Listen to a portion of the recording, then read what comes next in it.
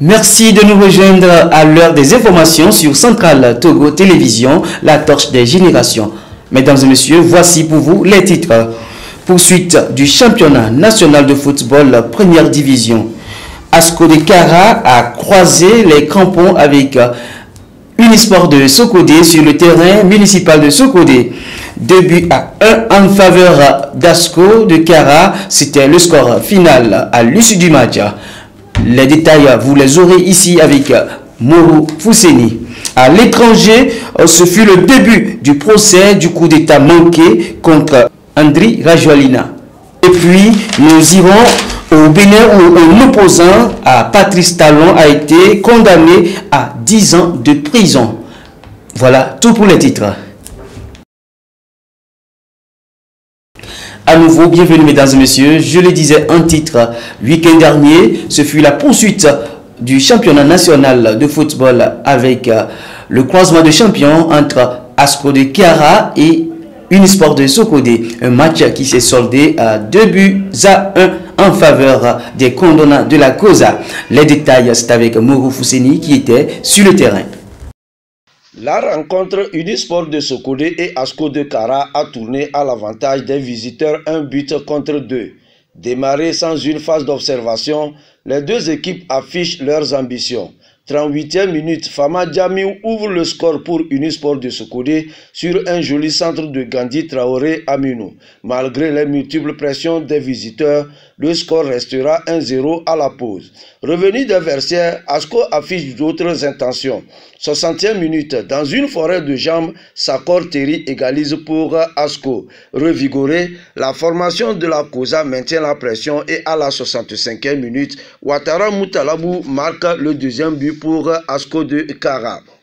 Malgré les multiples occasions de la formation locale Unisport de Sokodé, le score restera 2 buts à 1 au profit de Asco de Kara. Les autres résultats de la deuxième journée. Dans la poule B, Kakadra de Doufelgou bat AS Bina 4-1. Ifodje perd sur ses installations 0 but contre 1 face aux guerriers de Tchaoudio Semo.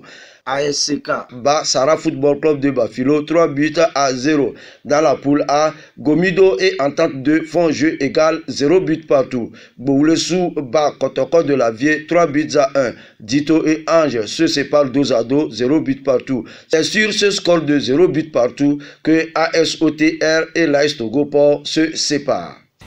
Hors de nos frontières, allons au Bénin. La case prison pour Joël Aïvor, l'opposant béninois, a été condamné mardi à 10 ans de prison ferme par la Cour de répression des infractions économiques du terrorisme à l'issue d'un procès qui a duré 16 heures. Le professeur de droit a rejeté les accusations de complot contre l'autorité de l'État et blanchiment de capitaux portés contre lui. Je subis une vengeance politique, je savais que mes idées dérangeaient, a-t-il déclaré lundi à l'ouverture de son procès. Joël Aïvor avait été arrêté le 15 avril à Porto-Novo après l'annonce de la réélection de Patrice Talon avec 86% de suffrages. La candidature de l'opposant à la présidentielle d'avril 2021 avait été rejetée. Au Madagascar, le procès du coup d'état manqué contre le président Andry Rajoelina a commencé. Le procès de 20 personnes, dont 2 Français, accusés d'avoir planifié de renverser et d'assassiner le président Andry Rajoelina, s'est ouvert lundi dans un climat tendu au tribunal de la capitale Antananarivo. Un dispositif policier composé d'une 60aine de personnes quadrillait la salle, dont le dossier Apollo 21 sont poursuivis pour atteinte à la sûreté de l'État, association de malfaiteurs et complot en vue d'assassiner le président. Selon le procureur, ils auraient échafaudé un plan d'élimination et de neutralisation de diverses personnalités malgaches. Depuis leur arrestation fin juillet, certains accusés ont été placés sous contrôle judiciaire et d'autres en prison. Les avocats de la défense dénoncent un procès inéquitable et demandent l'annulation de charges.